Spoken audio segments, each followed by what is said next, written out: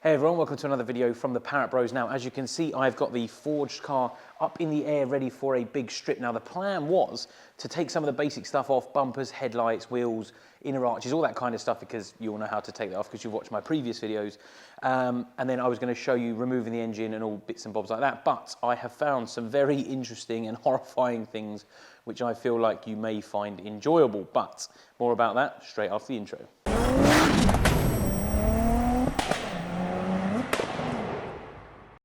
Okay, so I'm casually minding my own business, wheels off, and the first thing I notice is this. How that has happened, I have no idea. So basically the nut, I'll zoom in for you so you can have a good look.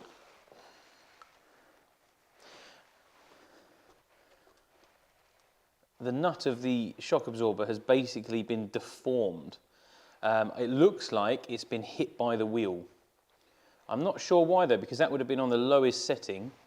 So they've run really wide wheels, but not made sure that the offset's correct or made sure that there's enough clearance or anything like that. So basically these shock absorbers are good for nothing because they're basically good for the bin now, because that's, unless you cut that off and you can get another one, which is going to be nigh on impossible to get one exactly the same size from this manufacturer, plus you don't know what sort of a life it's had, which is a bit of a battle. Now it's exactly the same the other side, apart from the other side, I'll show you in a minute.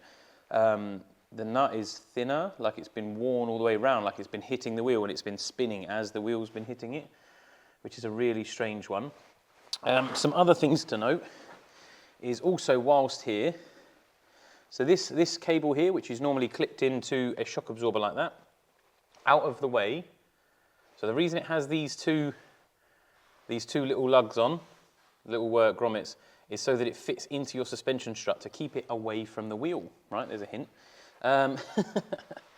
So this one has been chafed away to the point that the copper's showing and has actually gone rusty, corroded, which will then give you high resistance, so it won't actually work. May give you a wheel speed sensor issue, may give you a brake pad warning light issue, but not in the pads, just stuck in there, is this brake pad warning sensor. Because some brake pads don't have it, because you have to specify when you buy them whether or not it has it, but clearly they haven't. So that's one of the issues.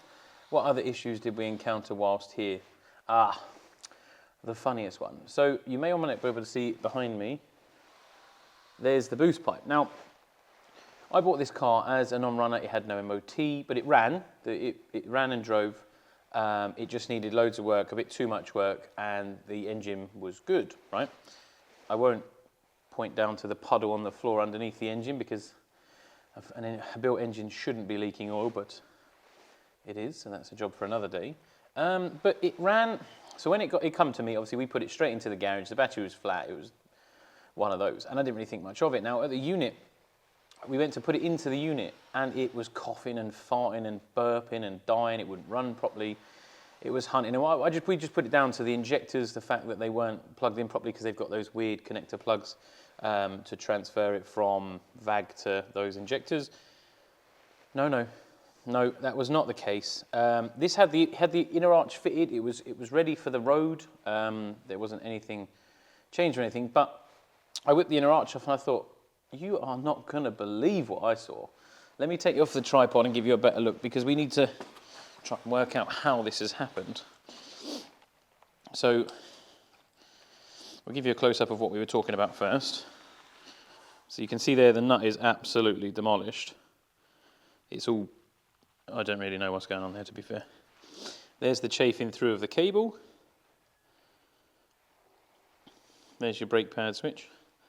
And here is my boost issue. Now, if anyone knows anything about cars, you'll know that that pipe should be inside that silicone. Now, there's no way that's popped off, because that's like 4 or 5 inches to have blown out. Plus, there would have been a clip sat on that pipe, because the clip would have come loose, worked its way down onto the pipe, and then that would have popped off. But let's be fair, that is never going to pop off, because that won't be able to go low enough. I mean, that's as low as you can get it to pop it off. So it's just never had it on. But someone's gone to the extent of fitting the bumper. So they fitted the front bumper. They've then fitted the inner arch, not knowing or not noticing that the boost pipe is completely off. So the car was never going to drive nice because it had a massive boost leak. There was basically no air getting around the system, which is ridiculous. Other common things to note about this car, which is probably the same on most old TTs, is things like when people have issues and they don't fix them. This is a prime example of something I see on pretty much every car I buy. This is the headlight level sensor adjustment. Now there's two of these, one at the front, one at the back. Often this plastic arm breaks. That should be down onto this L-shaped bracket here. And that should go from there onto a ball on there. Now, that's snapped and never been replaced. Reasonably common. Other things to note. Now, this car is supposed to have had, we shall see, a forged engine fitted about 1,000 miles ago, which is fine because the engine might be fine, but the fitting is not great. This cable tie should not be holding the steering pipes up. They're basically hanging in midair. It doesn't get any better as it goes to the front. The state of that front pipe there, that's ready to explode. They shouldn't be that rusty looking. If we head underneath to this nice puddle, to be honest, I've had worse puddles, so I'm not too worried about that. Now these are actually fitted, which is good because there's a bolt there holding it on. There should be another one down the other end, which is not screwed in. It's just kind of floated there, so 50-50. This plug shouldn't be unattached. Not sure offhand what that's for, but we'll look into that at a later date. Yeah, look at the state of this. That is well and truly ready to go. Now this usually happens for a number of reasons.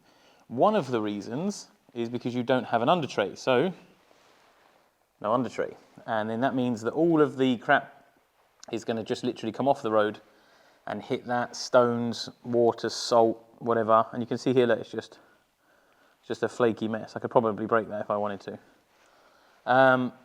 And this is why they say to you, when you buy a car, try and buy one that's either unmodified or off an enthusiast who's done all the right mods, and you can see that it's been done to a nice standard. Because basically, if you buy a car that a few people has had a go at, there's a good, strong possibility that you're going to encounter things like this, where it's just not done properly.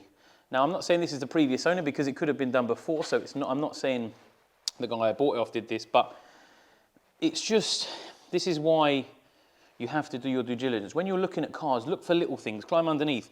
Can you see cable ties holding things up? Can you see that the shock absorber is absolutely mullered? I mean, at the back, where the rear shock absorber comes down and meets the arm, it's been helicoiled, which means at some point they've been threaded, which is quite common.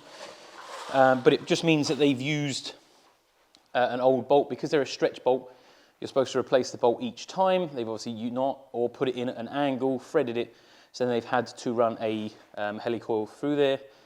A perfectly acceptable fix, but it's just not ideal. But it's just, when you come to things like this, you just look around and there's just too many things wrong to think, right, this is a car I want to buy and keep. Because if they've scrimped with that, what's the maintenance going to be like? It's all things to consider. But I wanted to share with you guys, I mean, I'm not keeping this car, and to be honest, I'm kind of glad it's not staying on the road, because I mean, when I undone the wheels, one of the wheels was loose. The brakes, all the bolts are seized, so who knows when they last saw adjustment. It's just little things like that. But you're going to get it. If this is a what is this? This is a 2000, it's a 22-year-old car. So 22 years and 10 owners, someone scrimped along the way or just bodged it. But this, I mean, this is mad. I've never seen that before, where a wheel's hit it that much that it's just destroyed the nut. I mean, things like this, that's normal. Usually, what you'll find is if they fit, say, because I've done it on my Nagaro one, if you fit like race pads, they won't have a pad wear sensor. So all you do is just join the two cables together and put a nice bit of heat shrink over it, keep it out of the way, and then you won't get the light on the dash. You don't need it because you've got race pads fitted. But things like headlight level sensor, you don't want your headlights pointing up too high, too low. You don't want your wheel speed sensor cabling getting chafed through.